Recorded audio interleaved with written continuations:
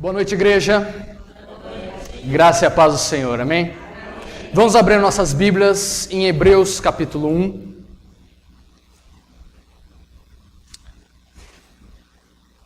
Carta aos Hebreus, Epístolas aos Hebreus, capítulo 1.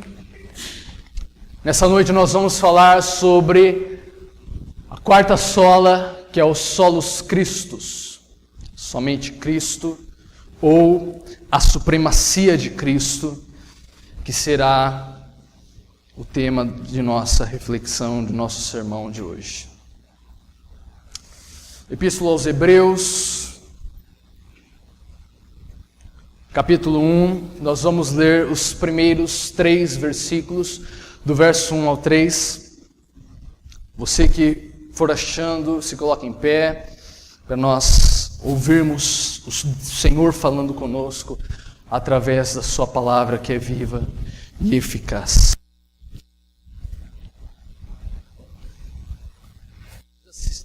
Diz assim a palavra de Deus: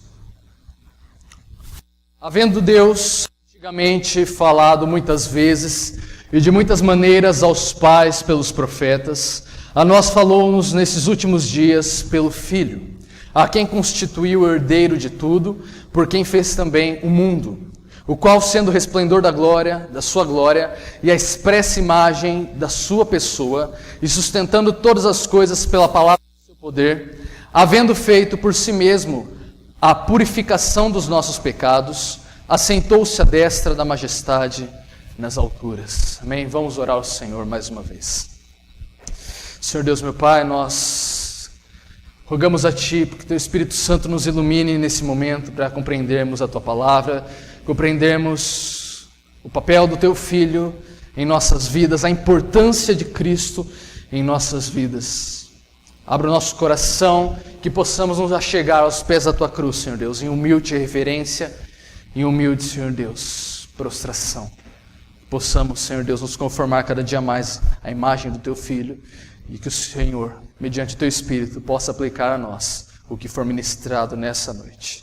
Em nome de Jesus que eu oro e que eu agradeço. Amém. Pode se sentar.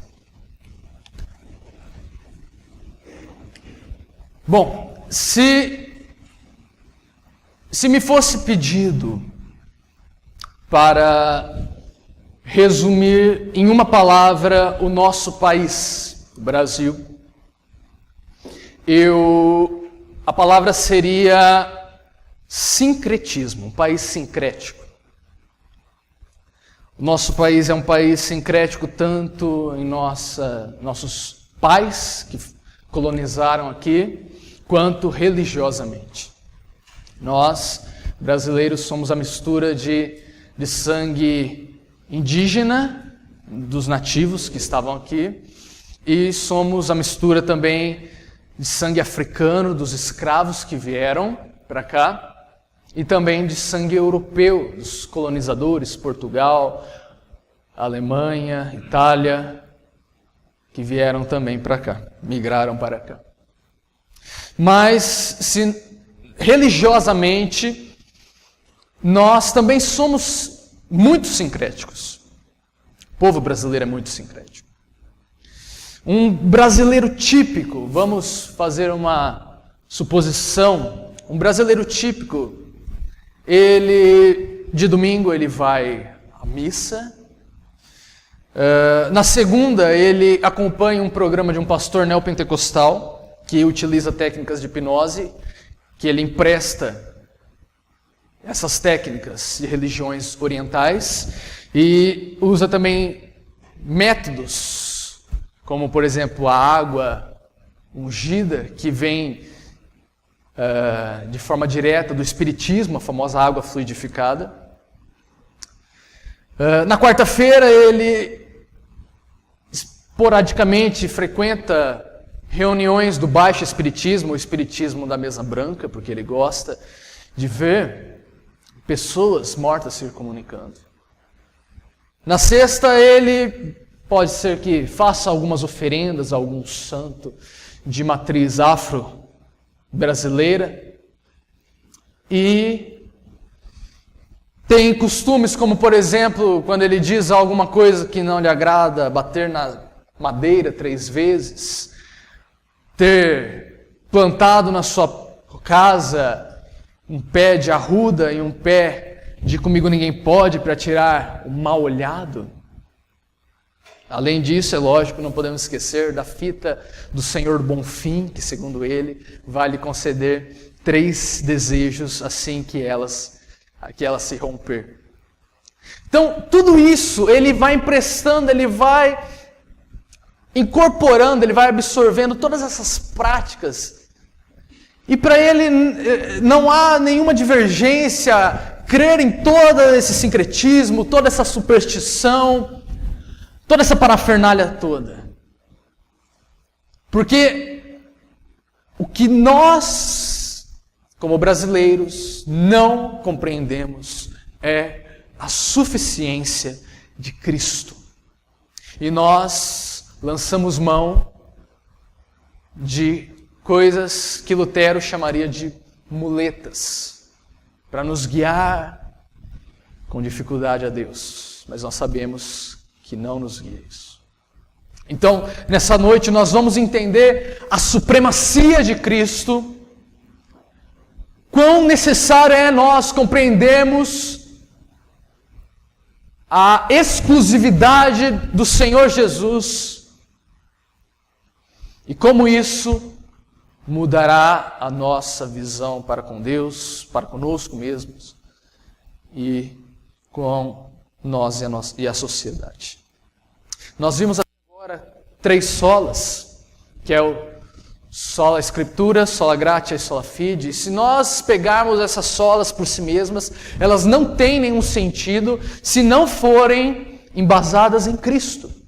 Porque a fé, ela é um meio apenas que nos leva a Cristo, a graça nos direciona e aponta a Cristo, e as Escrituras nos revelam Cristo. E aqui, o autor de Hebreus, provavelmente o apóstolo Paulo, nos mostra isso. Vamos ler o verso 1 novamente. Havendo Deus antigamente falado muitas vezes e de muitas maneiras aos pais pelos profetas, a nós falou-nos nesses últimos dias pelo Filho.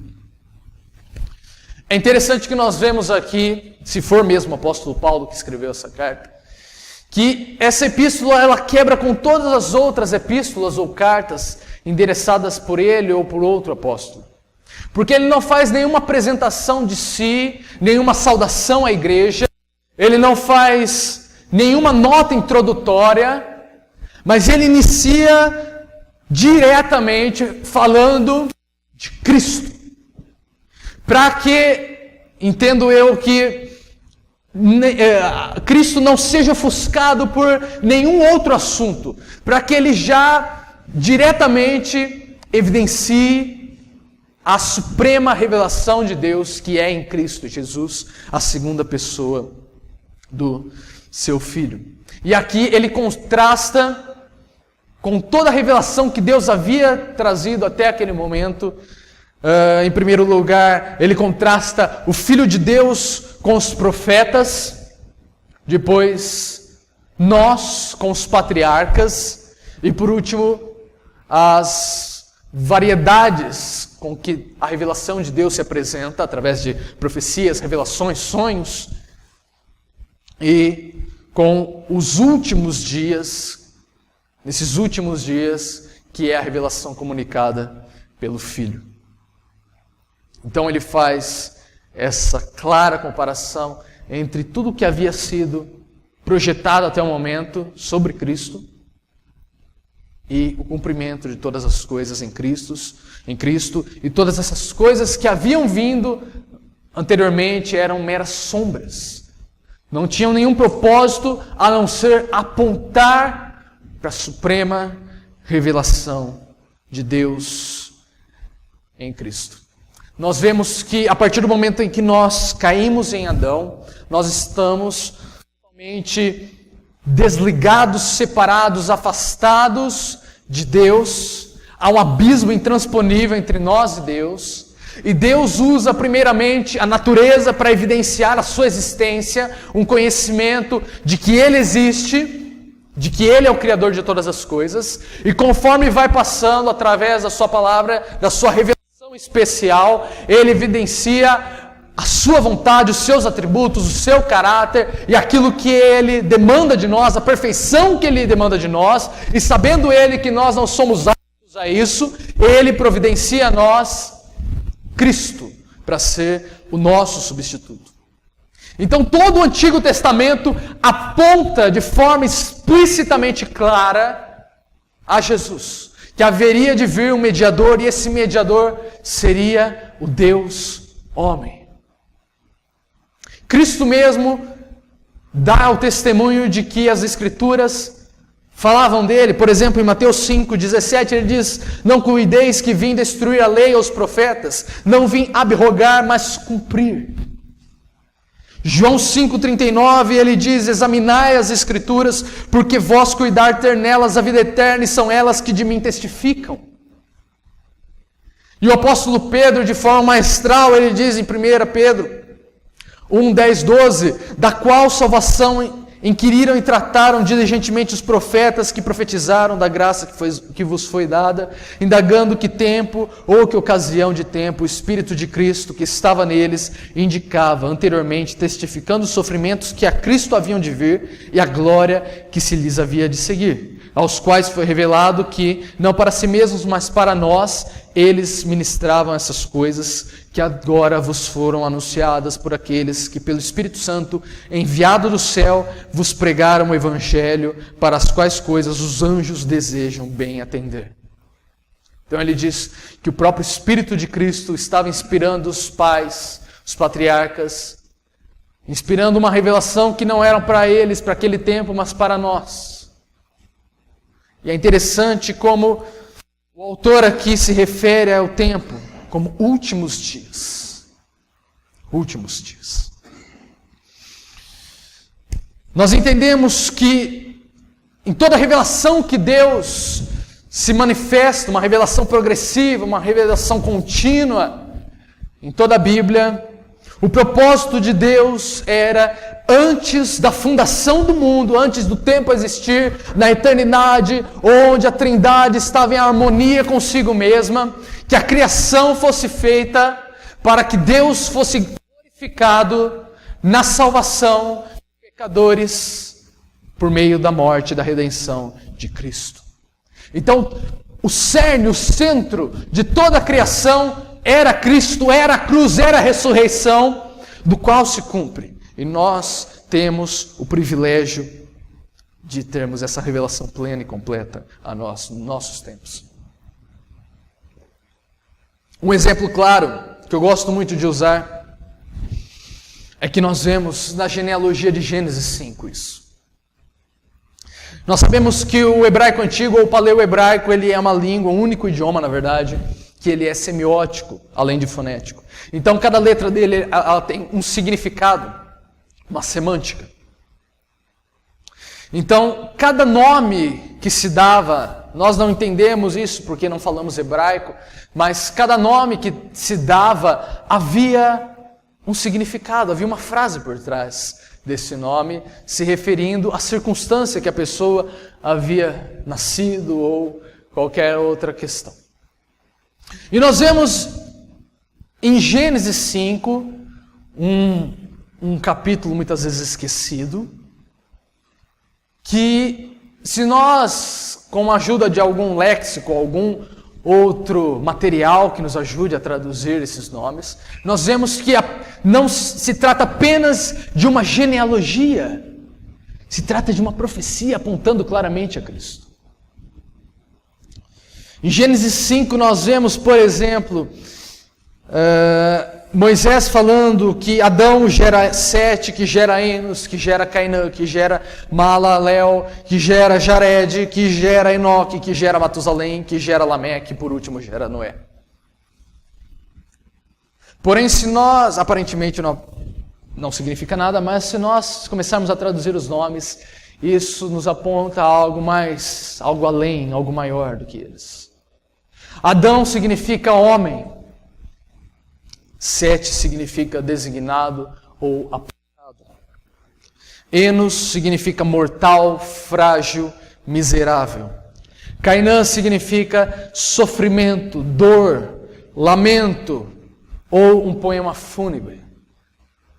Maalalel significa o bendito ou louvado Deus. Jared significa ou é derivado do verbo descer. Enoque significa, um termo acadêmico, de iniciação ao ensino. Matusalém vem de duas palavras, mat, que é morte, e salah, que é trará, ou sua morte trará. Lameque significa lamento ou desesperador. E Noé vem da palavra Naham, que significa trazer alívio, conforto ou descanso. Se nós juntarmos cada nome, nós temos a seguinte profecia: o homem foi designado mortal, frágil e miserável, com sofrimento e dor, mas o bendito Deus descerá ensinando que sua morte trará o desesperador descanso.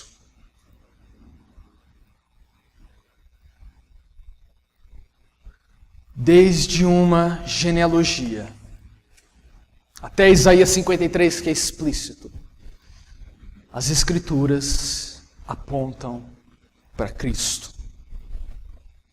Quando aqui no primeiro verso diz que a nós falou-nos nesses últimos dias, está significando que não temos mais motivo, não há mais razão para que nós duvidemos se devemos esperar alguma nova revelação, se há algo novo que Deus irá nos revelar após Cristo. Porque não foi apenas uma palavra, uma revelação a mais que Cristo trouxe no seu ministério de 3 anos, mas uma palavra final, a suprema, a última, a máxima revelação do Deus, sendo Deus próprio encarnado, Ele próprio sendo a palavra, o verbo vivo que se tornou carne. E nisso nós não precisamos de nenhuma mais revelação, por isso que nós dizemos que as Escrituras estão completas, plenas nos seus 66 livros, nos 66 livros canônicos, porque Cristo, Ele traz a máxima revelação a nós. Por isso que é dito, a partir do tempo que Cristo vem, eles se referem aos últimos dias, aos últimos tempos, como sendo fim, máxima revelação. Está consumado, não apenas o sacrifício, mas a sua revelação. Aqui na Epístola aos Hebreus, nós vemos que na liturgia foram lidos 2 textos a respeito.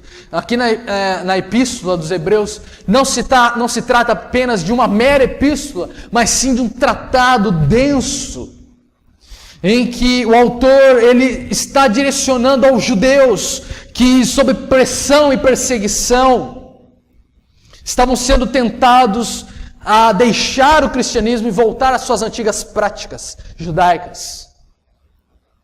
Mas a arma tática que o autor usa é mostrar que Cristo é supremo e está acima de todas as antigas práticas que haviam sido ordenadas por Moisés ou qualquer outro profeta.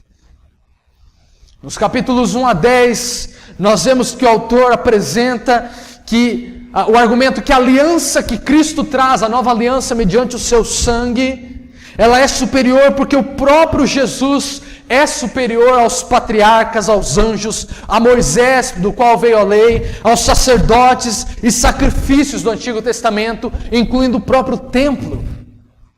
No capítulo 11, ele usa uma lista de exemplos de heróis da fé do Antigo Testamento para demonstrar a necessidade da fé, para agradar a Deus e mostrar que esses heróis, mesmo morrendo antes de Cristo, ainda assim desfrutaram dos efeitos da morte vicária de Cristo, que eles não foram salvos pelos atos, pelas obras deles, mas eles se apropriaram pela morte de Cristo que viria.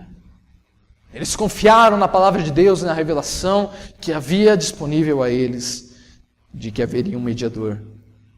E no capítulo 12 e 13, aqui nesse livro, o autor oferece orientações práticas, as provações que esses cristãos estavam passando, a santidade e responsabilidade para com os irmãos na fé. O propósito da carta de Hebreus é mostrar a supremacia de Cristo. Portanto, assim como o Espírito de Deus, nessa passagem, convida todos a irem a Cristo, também nos proíbe irmos além de Cristo. Irmos além, buscarmos qualquer nova revelação que vai contrário a Cristo. Nós não precisamos de nenhuma revelação. Nós não precisamos de nenhuma muleta. Não precisamos de nenhum artifício mágico para nos livrar do mal, para nos levar a Deus. Porque Cristo é o próprio Deus que veio ao nosso encontro. É tolice nossa e negarmos a Cristo, rejeitarmos a Ele, o próprio Deus que veio ao nosso encontro, e tentarmos usarmos meios nossos artificiais e impróprios para irmos a Deus. Versículo 2. A quem constituiu o herdeiro de tudo, por quem fez também o mundo.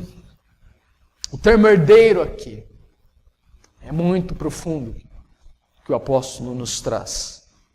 Porque nós vemos primeiramente que Deus, Ele cria o homem. Adão era o herdeiro de Deus. Era para o homem ser o herdeiro de Deus. Herdar todas as coisas, herdou o jardim, estava sobre ele o imago Dei, a imagem de Deus. O Deus invisível havia criado a sua criatura, a sua imagem e semelhança. Mas, por meio do pecado, nos foi corrompido e nos foi tirado essa herança.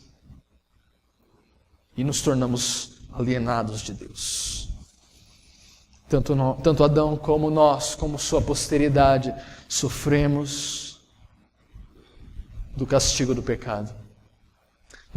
Vejam que sempre que nós precisamos falar de Cristo, é necessário nós falarmos de nós.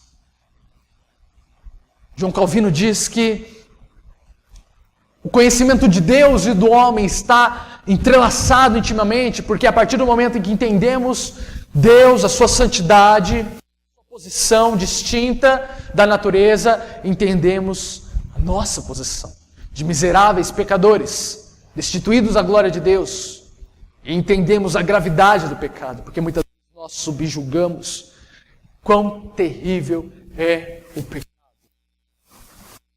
diante de um Deus santo e justo. Então, o título de herdeiro passa a ser atribuído a Cristo, não que foi tomado de uma forma às pressas, como plano B, mas antes da fundação do mundo já estava preordenado que Cristo fosse o herdeiro de todas as coisas. E isso na sua manifestação em carne, quando Ele se veste de corruptibilidade da nossa carne. Não com pecado, mas com uma carne limitada como a nossa. Porque assim como Ele se torna homem, isso é muito profundo e precisamos entender, a encarnação de Cristo é o Deus encarnado, o Deus que disse a luz, estava andando entre os homens. O Deus que criou todas as coisas pelo poder da sua palavra, agora estava limitado à sua carne, tendo sono, fome, necessidades básicas. E esse Deus, e Cristo, na sua humanidade, em nosso favor, Ele abraça a humanidade para que através da sua carne, Ele nos restaurasse essa herdade que nos foi perdida por meio de Adão.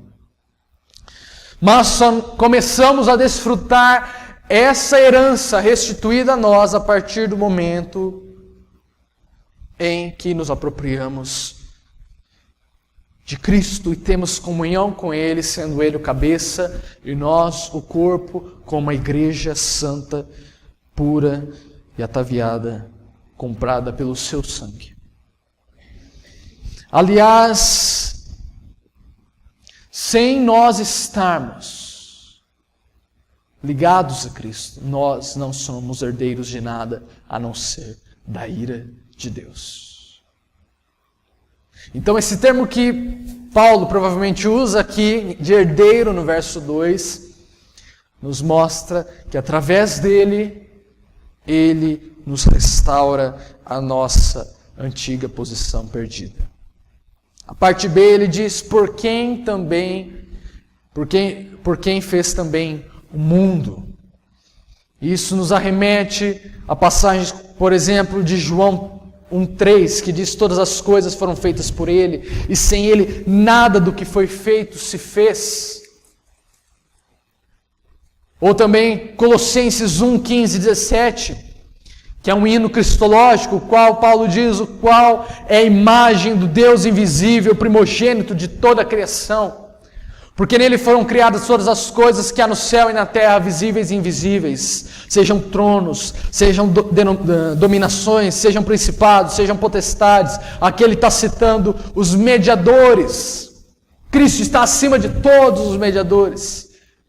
Tudo foi criado por Ele e para Ele, e Ele é antes de todas as coisas subsistem por Ele. Aqui Paulo está falando que Cristo foi o verbo, a palavra, quando Deus diz, haja, esse verbo, essa palavra, era o próprio Cristo, criando todas as coisas nele, com o propósito de ser para a glória dele, de revelar a sua glória peculiar, que é refletida como do unigênito Filho de Deus. Nós vemos que no verso 3 ele fala que Cristo não apenas criou todas as coisas e abandonou, Ele as sustém Ele sustém todas as coisas até o presente dia. Ele não criou, assim como o deísmo fala, que um Deus criou todas as coisas, deu, teoricamente, uma corda no universo e deixou ele por si mesmo, indo segundo a lei da entropia, que vai se desgastando até parar. E Deus não está nem aí e não faz parte, porque Ele é totalmente transcendente. Mas aqui Paulo fala que Cristo ele cria todas as coisas, mas Ele é participativo nessa criação, Ele mantém todas as leis da natureza funcionando, as leis da física funcionam. Até os dias de hoje nós podemos representá-las em algoritmos matemáticos, porque Ele as mantém até o presente dia. E se Ele deixar de mantê-las, nada no mundo haverá entendimento, nada será inteligível. Nós podemos apenas ter a ciência como temos hoje, de forma inteligível, porque Deus a mantém de forma inteligível. Porque processos casuais, naturais e tempo não causam inteligência. É necessário uma mente inteligente por trás disso. Prosseguindo, se Cristo está como Senhor, está sob o seu senhorio, toda a criação, todas as esferas, todos os magistrados, todos os poderes, todas as instituições, sendo assim, tudo que nós fizermos deve ser para a sua glória. Para a sua glória. Nós devemos usar toda a nossa vocação, todo o nosso dom, todos os nossos talentos, aqui na igreja, lá fora, em nossas casas, para a glória de Deus, refletindo a glória de Cristo. Assim como Cristo reflete a glória do Pai, nós fomos eleitos para refletirmos a glória, o resplendor de Cristo, vivendo em santidade. Vivendo em comunhão, vivendo em harmonia, em submissão a Cristo. Verso 3. o qual, sendo o resplendor da sua glória e a expressa imagem da sua pessoa, e sustentando todas as coisas pela palavra do seu poder, havendo feito por si mesmo a purificação dos nossos pecados, assentou-se à destra da majestade nas alturas. Vamos por partes nesse verso. Aqui no verso 3, ele enfatiza a dupla natureza de Cristo, mostrando na primeira parte a sua inteireza, a sua plenitude em humanidade, e logo após ele mostra a sua plenitude em divindade. Primeira parte, o qual, sendo resplendor da sua glória e a expressa imagem da sua pessoa. Aqui ele mostra que Cristo é 100% Deus. Deus em si e por si mesmo. Ele é incompreensível aos nossos olhos. A luz que emana do Deus Pai, ela nos afasta, ela nos repele, de tamanha a sua intensidade. Por isso, quando Cristo se encarna, sendo este a imagem, a glória do Pai, Ele consegue traduzir essa glória de forma que nós não sejamos fulminados a partir do momento em que contemplamos ela, mas que nós possamos, em reverente adoração, nos prostrarmos aos pés dele. Deus, Ele não nos é revelado de outra maneira, ao não ser mediante o seu Filho, Cristo, e esse encarnado. Porque o fulgor da sua glória, da substância, é muito forte para os nossos olhos. Lembram-se de Isaías 6, quando ele tem a visão do trono de Deus, em que as abas do seu manto preenchem todo o templo. O que ele faz? Ele solta um ai para ele, um aio. Um aio era uma profecia de, digamos assim, de desgraça, de perdição. Ele falou, ai de mim, porque eu estou perdido. Ele não via como ele poderia estar diante da presença de um Deus santo. Mas nós sabemos como podemos estar diante da presença de um Deus santo, mediante Cristo. Aqui ele fala que Cristo é a expressa imagem da sua pessoa. Aqui ele usa a palavra hipóstasis, que é pessoa ou substância, a mesma palavra que é usada depois no credo niceno, que nós estamos vendo na nossa escola bíblica dominical, do estudo da história da igreja. Ele fala aqui que Cristo, ele não é apenas de mesma substância, ele não comunica os mesmos atributos do Pai, isso nós sabemos. Ele é Deus. Mas aqui ele está falando que Cristo tem a mesma personalidade do Pai.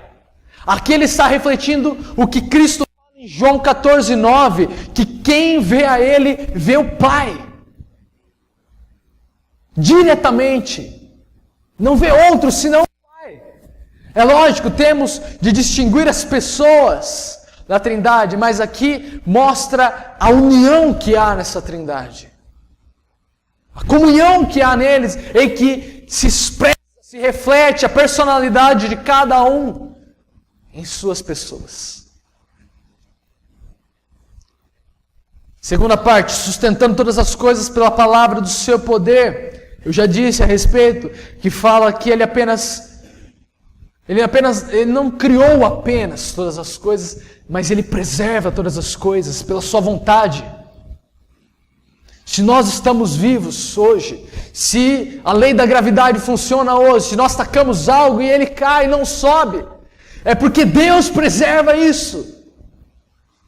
E os primeiros cientistas tinham isso em mente quando eles iam pesquisar a natureza. Porque eles tinham em mente que eles estavam pesquisando, compreendendo a mente de Deus. Porque se o que eles pesquisavam fazia sentido, tinha senso, poderia ser representado através de matemática e outras teorias, é porque Deus estava sustentando. Mas nós não estamos com os nossos olhos treinados para ver a glória de Deus na natureza. Não estamos com os nossos olhos treinados para ver como Deus se revela a nós mediante a natureza. E essa revelação por si só nos torna indesculpáveis se negarmos a sua existência e se não o adorarmos. Porém, como somos uma fábrica de ídolos, nós distorcemos essa revelação de tal forma que transformamos ela em idolatria. Em tudo isso que eu li no começo, em métodos carnais, em métodos que tentamos suplantar a autoridade de Cristo, através de coisas que sabemos que não tem sentido, mas o nosso ego, o nosso orgulho precisa de uma parcela na nossa salvação, na nossa mediação com Deus. Não aceitamos, rangemos o dente diante da afirmação de que somos salvos pela graça, pelos méritos de Cristo, que Ele veio ao nosso encontro e nós somos passivos. E esse velho homem tem de ser crucificado, morto, para que as escamas dos nossos olhos caiam e vejamos em humildade a supremacia de Cristo e que Ele é o único caminho. Em João 14:9, que eu citei, 3 versos antes, ele cita: eu sou o caminho, a verdade e a vida. Ninguém vem ao Pai senão por mim. Isso é básico. Você não precisa ter um curso de bacharel em teologia para entender essa passagem. Você só precisa ser um pouco alfabetizado para entender. Mas como que nós distorcemos tanto isso? Porque somos depravados e corruptos.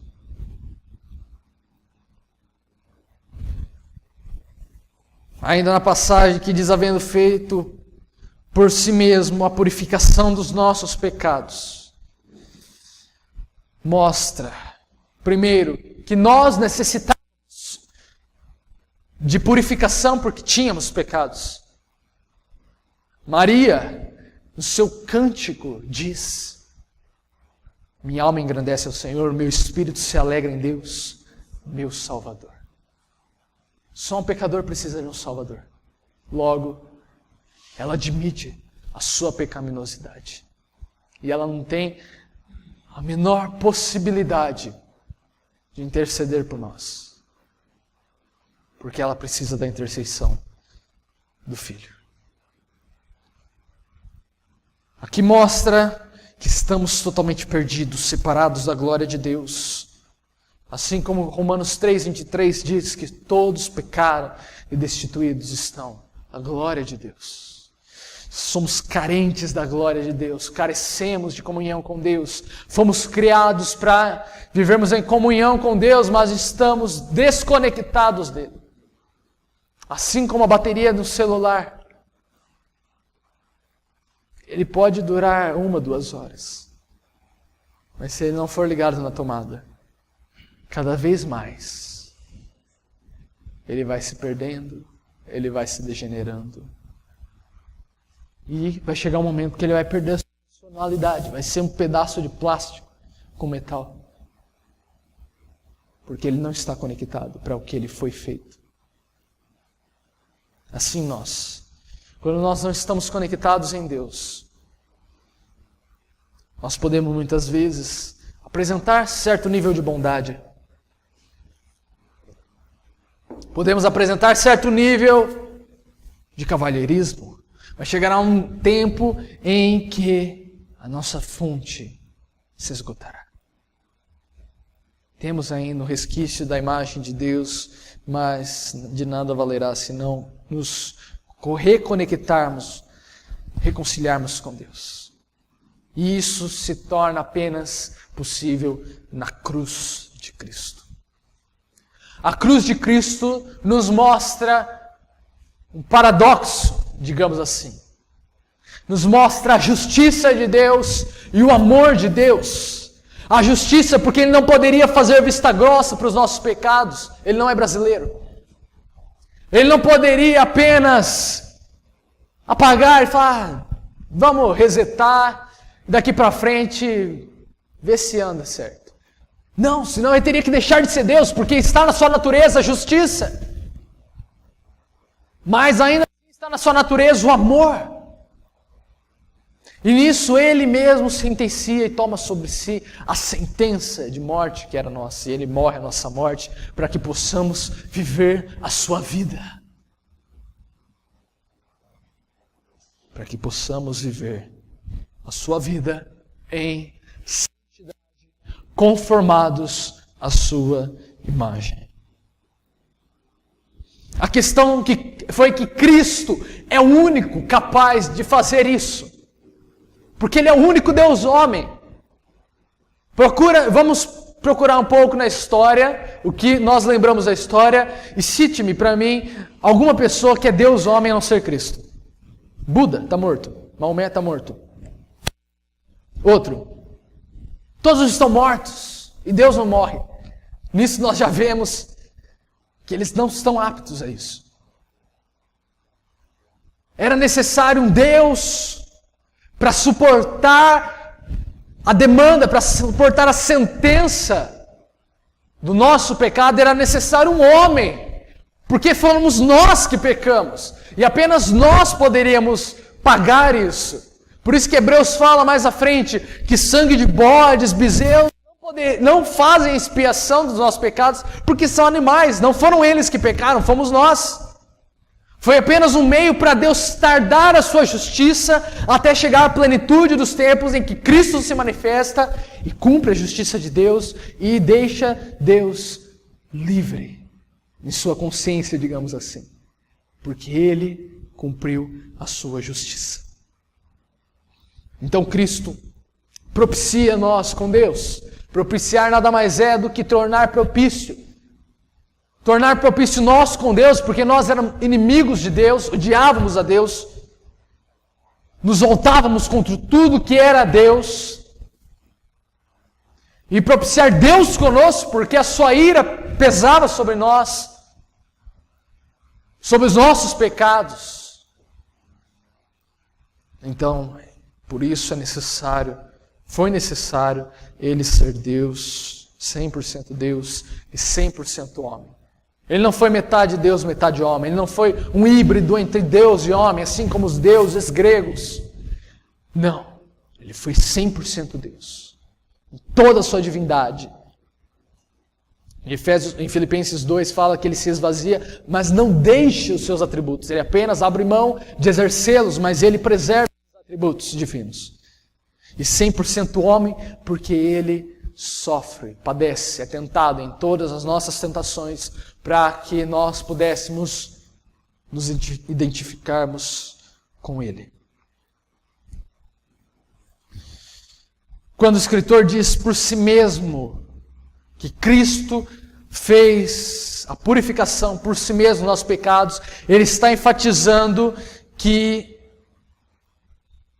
há uma antítese clara, há um contraste claro, que ele não precisou de auxílio das sombras que haviam vindo até o momento. Ele não precisou de bodes, de cordeiros, da arca da aliança, ele não precisou do templo, ele não precisou de sacerdotes, ele não precisou do sumo sacerdote, ele não precisou do véu, ele não precisou do pão da propiciação, ele não precisou do candelabro. Ele em si, por si, faz essa expiação, mostrando e cumprindo que todas essas sombras apontavam para o sacrifício dele. E a partir do momento que foi apontado para o sacrifício dele, elas se tornaram nulas, vãs. E a partir do momento em que nós tentamos ressuscitar isso, nós estamos dizendo que o sacrifício de Cristo não foi suficiente. Que o próprio Deus se encarnando não foi suficiente. Nós exigimos mais. O que Cristo fez não é suficiente. É necessário um amuleto, uma indulgência, uma oração forte, um mediador. Paremos para refletir a esse respeito. Parte dele fala: assentou-se à destra da majestade nas alturas.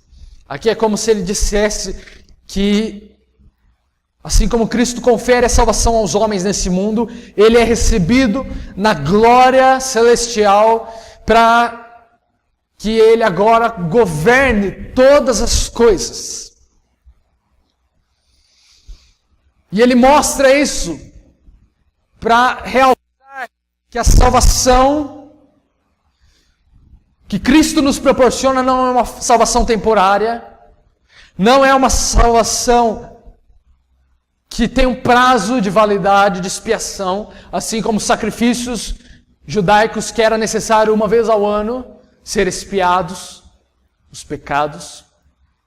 Não, foi de uma vez por todas, é um sacrifício e ponto. Ele satisfaz tudo. Não é necessário ele ficar refazendo, assim como se dizia nas missas, que Cristo era toda vez apresentado diante de Deus em seu sacrifício, de forma contínua. Ele era sacrificado através do pão e do vinho. Não! De uma vez por todas ele satisfez a justiça de Deus, a demanda de Deus.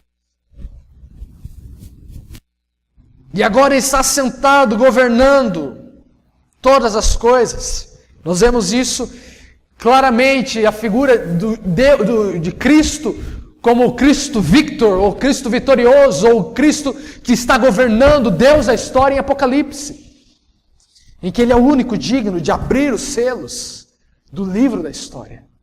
Está na mão dEle. Toda a perseguição, todo o levante de Satanás contra a igreja dEle, está debaixo da sua soberania. Não, Francisco, se não me engano, disse que não há uma molécula, um átomo na criação que esteja fora da soberania de Deus e que Deus não esteja no controle. Porque caso essa molécula estivesse fora, existisse essa molécula seria Deus e não Ele. E não Yahvé. Aqui nessa questão do assentou-se à destra na majestade, ele nos acautela para não diminuirmos Cristo, só porque em nossa visão não temos nada palpável. Ele não aparece uma vez por ano para a marca dos pregos, eu morri por vocês, tá? Se convertam a mim. Ele não faz isso.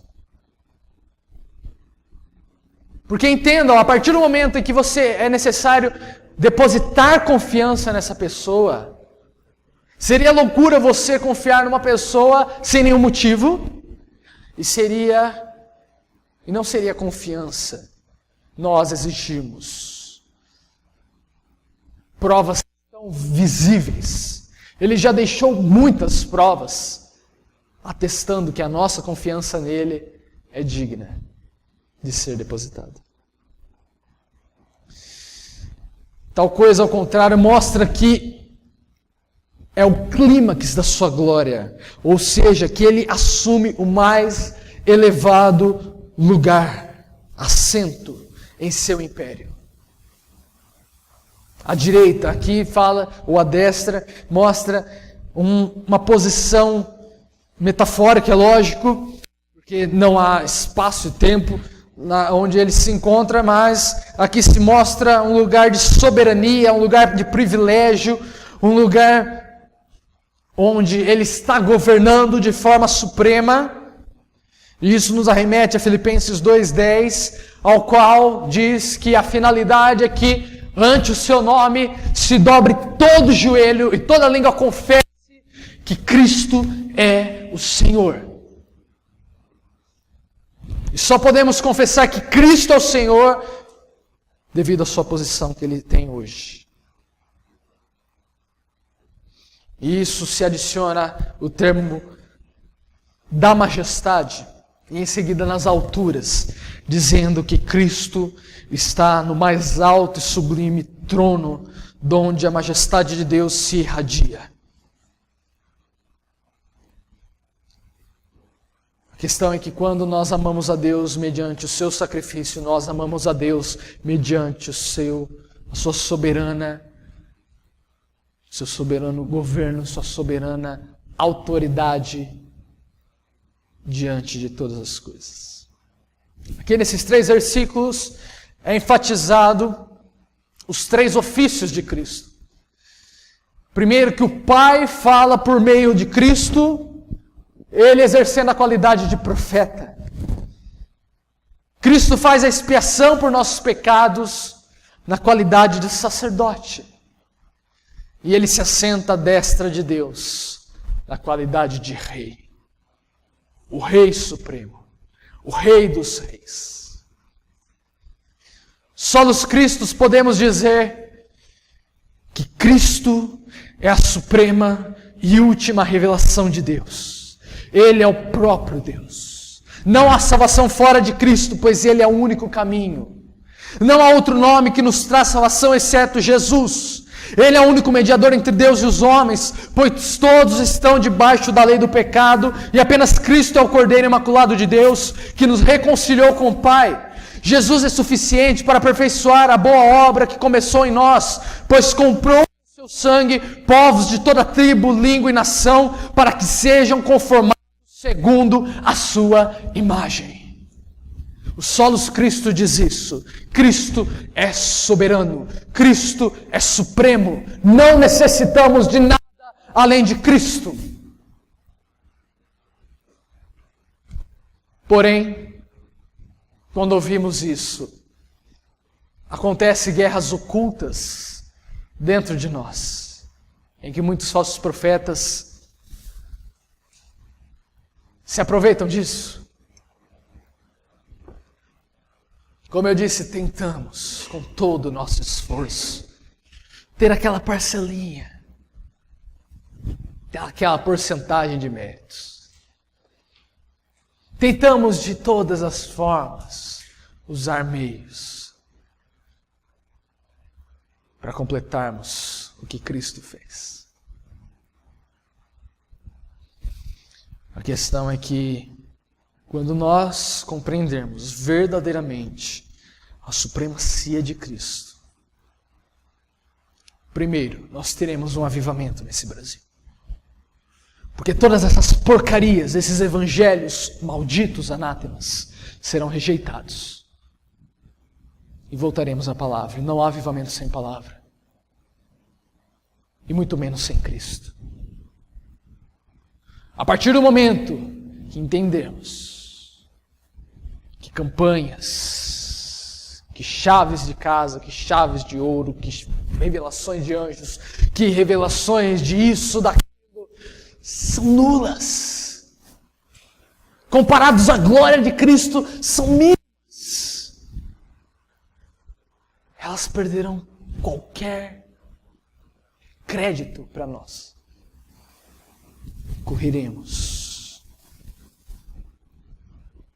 Escorreremos ante a cruz de Cristo. E pela fé, mediante a graça, nós nos apropriaremos daquilo que Ele conquistou por nós naquela cruz, que é paz com Deus.